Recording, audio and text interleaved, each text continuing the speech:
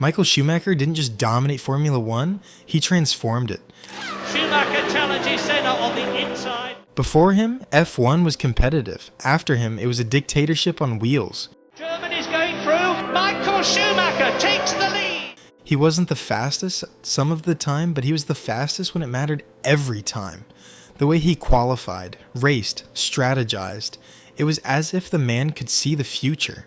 His presence alone made entire teams rethink their approach. Engineers, strategists, even rivals, all forced to level up or be left choking on carbon fiber and regret.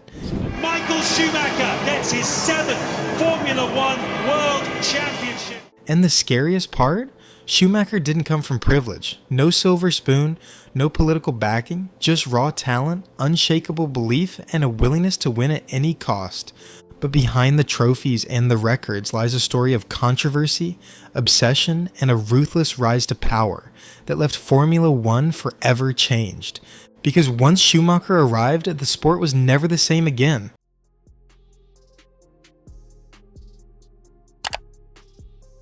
Michael Schumacher's journey didn't start in luxury garages or private academies. It started in a shed behind a karting track his father managed in Kerpen, Germany. His first kart, it was built from scrap, a discarded lawnmower engine bolted onto a worn-out chassis. But once he got behind the wheel, it wasn't just a kart anymore, it was a weapon. By age 6, Schumacher was already outpacing kids twice his age. Not because he had better equipment, but because he drove like someone with something to prove. Every lap was a statement, I belong here. He tore through Germany's junior ranks with clinical precision, quickly earning a reputation for his ice-cold focus and terrifying consistency. Sponsors noticed, doors opened, and in 1991, Schumacher made his Formula One debut with Jordan at the Belgian Grand Prix. He only drove one race for them, but that was all it took. In just a single qualifying session, Schumacher outperformed expectations so brutally that Benetton signed him immediately, yanking him from Jordan in a move that raised eyebrows across the paddock. And within 3 years, he was a world champion. But his first title in 1994 didn't just come with glory, it came with suspicion. Ayrton Senna's tragic death, mid-season rule changes, and a controversial crash with Damon Hill in the final race, the whispers started. Did Schumacher earn it or engineer it? It didn't matter to him. The win was all that counted, and the message was clear. Michael Schumacher didn't come to play fair. He came to win. By the mid-90s, Michael Schumacher had already established himself as the fastest man on the grid, but he was also becoming the most feared. His driving wasn't just aggressive, it was calculated, cold, and sometimes blatantly ruthless. In 1994, with the title on the line in the final race at Adelaide, Schumacher collided with Damon Hill. Some called it a racing incident, others called it deliberate sabotage. Time. Hill goes by. Oh, out goes Schumacher. The Germany's out of the... Either way, Hill's car was out, Schumacher's was wrecked, but the math worked in his favor. He won the championship by a single point. Fast forward to 1997, and the stakes were even higher.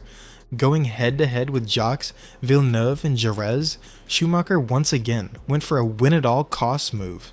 But this time, it backfired. He tried to shut the door, collided with Villeneuve, and failed. The FIA didn't just penalize him, they disqualified him from the entire championship. His second-place finish erased from history. And yet, his reputation didn't crumble, it grew. Because while critics accused him of being dirty, others saw something else, a driver who was willing to do whatever it took to win. No hesitation, no remorse. Team principals wanted him, fans argued about him, rivals feared him. In a sport where milliseconds defined greatness, Schumacher didn't just chase perfection, he forced it. And the more controversy followed him, the more unstoppable he became. When Schumacher joined Ferrari in 1996, people thought he was insane. Ferrari hadn't won a driver's title since 1979. The team was a mess, plagued by politics, bad strategy, and even worse reliability. Drivers came and went. Hopes were raised and crushed. And now, the reigning two-time world champion had just signed with a team famous for disappointment. But Schumacher didn't see a disaster. He saw a blank canvas. What followed wasn't just a driver joining a team, it was a full-blown revolution. Schumacher didn't just demand performance from the car, he demanded excellence from every single person around him. He brought in Jean Todt, Ross Brawn, and Rory Byrne, the architect, the tactician, and the engineer, who would help craft the most dominant team Formula One had ever seen. The first few years were painful. Crashes, mechanical failures, near misses. 1997, 1998, 1999, close, but not enough. But Schumacher didn't leave. He didn't complain. He built. And in 2000, everything clicked. He finally broke Ferrari's curse, winning the world title and ending 21 years of heartbreak for the Scuderia. But he wasn't done. What followed was complete domination, 5 straight titles, a car that seemed untouchable, a driver operating at the peak of human capability. It wasn't just about winning anymore, it was about destroying the competition. And Ferrari, once a punchline, was now a dynasty. All because one man believed in something everyone else had already given up on. By the early 2000s, Michael Schumacher wasn't just winning, he was breaking the sport. In 2002, he did something almost unthinkable. He finished every single race on the podium. 17 races, 11 wins, 0 mechanical failures, no driver errors, just relentless precision. Then came 2004, Schumacher's most terrifying season. He won 13 out of 18 races, often by margins that made the rest of the grid look like amateurs. Some weekends felt over before they even started. If Schumacher was on pole, you could almost predict the podium. His secret? It wasn't just speed, it was control. He had this uncanny ability to read a race, manage his tires, and push just enough without ever risking disaster. But what made him feared was how mentally unshakable he was. Rivals admitted they felt like they were racing a machine, one that didn't make mistakes, didn't blink, didn't breathe. He turned Formula One into a chessboard, and he was always 5 moves ahead. But domination comes at a cost. In 2002, at the Austrian Grand Prix, Schumacher was handed a win by his teammate Rubens Barrichello in the final corner, under direct team orders from Ferrari. The crowd booed. The podium ceremony was awkward. Even Schumacher looked uncomfortable, but it didn't stop him from taking the trophy. Fans started to question, was this still sport or scripted theater? The truth was, Ferrari had become so efficient, so dominant that unpredictability was gone. Schumacher wasn't just beating rivals, he was removing the possibility of a fight. Critics called it boring, others said it was bad for the sport.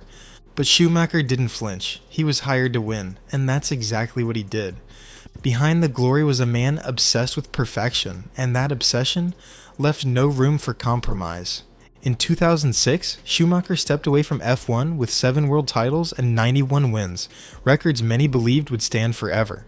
But just 4 years later, the impossible happened. He returned. In 2010, he signed with a newly formed Mercedes GP team. It was a shock, not because he came back, but because the results didn't follow. No wins, no poles, no magic. At first, fans were confused. Was it age? The car? Had F1 moved on? But even if he wasn't at his peak, there were flashes. Like in Monaco 2012, where he qualified fastest, but had his pole revoked due to a penalty. For a moment, the old brilliance was back.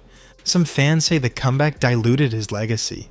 Others believe it showed something deeper, that his passion for racing was never about fame or records. He simply couldn't walk away. Then, tragedy struck. In December 2013, just a year after finally retiring for good, Schumacher suffered a traumatic brain injury while skiing in the French Alps.